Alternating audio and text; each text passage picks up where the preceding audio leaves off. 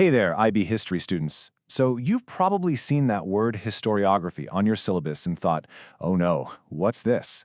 But trust me, it's not nearly as scary as it sounds. Actually, it's probably one of the most interesting parts of what we do, and it's the key to really thinking like a historian. I mean, this is the big one, right? It's the question that's been at the heart of so many debates for decades. Who is actually to blame for starting the Cold War? Was it a power-hungry Soviet Union, or was it an ambitious United States looking to shape the world in its own image?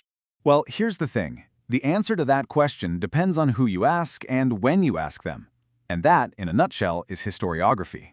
It's kind of like the history of history. It's the study of how the story gets told and how that story changes over time. And boy, has the story of the Cold War changed. So, here's our game plan. We're going to start with a first take on the story, the orthodox view. Then we'll look at how it got challenged by the revisionists and then the post-revisionists who tried to find a middle ground. We'll even check out what happened when new evidence came to light. Then, we'll test your skills and wrap up with how to use all this in your essays. Ready? Let's jump in. Okay, so let's rewind the clock. It's right after World War II.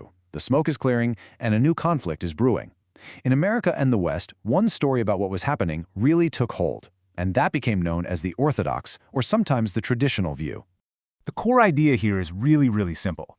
It was all the Soviet Union's fault, period. You've got a clear bad guy in this story, Joseph Stalin and his expansionist agenda. According to this view, everything the United States did was just a necessary defensive reaction. And the historians who believe this had their reasons. They'd point to how the Soviets were taking over Eastern Europe, creating all those satellite states. They'd say, look, Stalin broke the promises he made at Yalta and Potsdam. And of course, they'd point to the very ideology of Marxism-Leninism, which literally called for a world revolution. So from their perspective, America had no choice but to step in and defend democracy. This quote from the historian Arthur Schlesinger Jr. just nails the orthodox perspective. He's basically saying that Soviet ideology made them see any non-communist country as a threat. So in that worldview, a clash with the capitalist West wasn't just a possibility, it was pretty much inevitable. But then, the 1960s happened. The Vietnam War was raging, and a lot of people in the U.S., especially younger people, started to seriously question their own government. This whole atmosphere of protest and skepticism created the perfect conditions for a new group of historians to come along and challenge the old story. They were called the revisionists. And the revisionists didn't just tweak the old story. They threw it out the window. They completely flipped the script. They said, you want to find the aggressor in this conflict? Stop looking at Moscow. You need to be looking at Washington. For them, U.S. policy was the driving force. So what was their proof? Well, they argued that the U.S. was obsessed with its open-door policy, basically trying to kick down doors all over the world to create markets for American companies. They saw things like the Marshall Plan not as a generous gift, but as a clever way to make Europe dependent on U.S. goods. They even said dropping the atomic bomb wasn't just to end the war with Japan, it was atomic diplomacy, meant to scare the Soviets. Suddenly, the Soviet takeover of Eastern Europe starts to look less like aggression and more like a desperate defensive move to create a buffer zone. Okay, this slide right here, this is gold for your notes. It lays out the clash perfectly. On one side, the orthodox view points the finger at Stalin's communist ideology. On the other, the revisionists point to America's capitalist economy. One says the U.S. was just reacting, the other says the U.S. was the one starting things.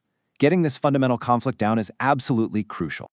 Now, as you've probably figured out, history is rarely a simple story of good guys versus bad guys. So by the 1970s, a new wave of historians came along and said, you know what, both of these views are a little too black and white.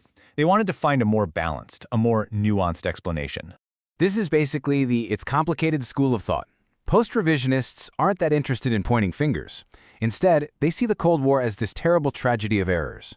It was this downward spiral where both sides were genuinely scared of each other, and every defensive move one side made was seen as an aggressive attack by the other. What these historians, like a young John Lewis Gaddis, did was create a synthesis. They kind of took ideas from both sides. They'd agree with the revisionists that, yeah, America definitely overreached sometimes, but they'd also agree with the orthodox historians that Stalin's actions were, a huge part of the problem. And they also started looking at other things, like how domestic politics were just confusing bureaucracies in both countries helped fan the flame.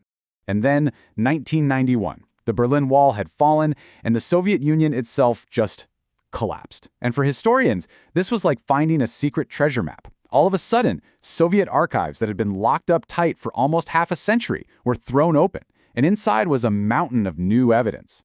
This new evidence created yet another shift. Now, for your exams, spotting this in a source can be a little tricky, but here's a quick guide. A post-Cold War historian will often be very critical of Stalin using new info from those archives.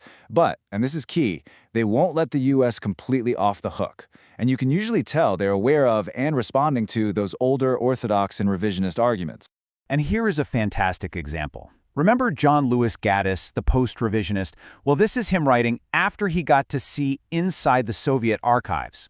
Listen to how much stronger his view on Stalin has become. He's saying the Cold War was straight up unavoidable as long as Stalin was in charge. He's not totally ignoring the US role, but he's now placing the primary blame squarely on Stalin's personality and his regime. Okay, we've walked through all the different schools of thought, so now it's your turn to put on your historian hat. I'm going to show you a quote, and your job is to figure out which perspective it represents. Let's do this. All right, have a look at this one. It's from Joyce and Gabriel Kolko. Read it closely. What are the key words here? What seems to be the main motivation for the United States according to them? So, what do you think? Is this blaming the Soviets, blaming the US, or is it trying to find some middle ground? I'll give you a second to decide. If you said revisionist, you absolutely nailed it. See that laser focus on American business and profit? That is the classic calling card of a revisionist argument. It's all about economic motivations driving US policy. Great job. Okay, so this is all really interesting stuff. But let's get down to the brass tacks. How do you take all this knowledge about historiography and turn it into a top-mark IB essay? Let's talk strategy. Here's your toolkit. First, and this is huge, please don't just name-drop historians. Anyone can memorize a list of names. Instead, you need to weave their ideas into your arguments. So you'd write something like, from a revisionist perspective, the Marshall Plan could be seen as, then, focus on the big themes of the debate. Was it ideology or economics? Was it aggression or fear? And most of all, you need to show the examiner that you get the big picture, that our understanding of history isn't set in stone. It changes. Which brings us to our final and most important question. We've looked at all the angles, blaming the Soviets, blaming the Americans, or saying it was a tragic misunderstanding. The real job of a historian isn't just to know what these arguments are, but to weigh the evidence and decide for yourself. So which perspective do you find most convincing, and why? Being able to answer that question with evidence is what separates a good history student from a great one.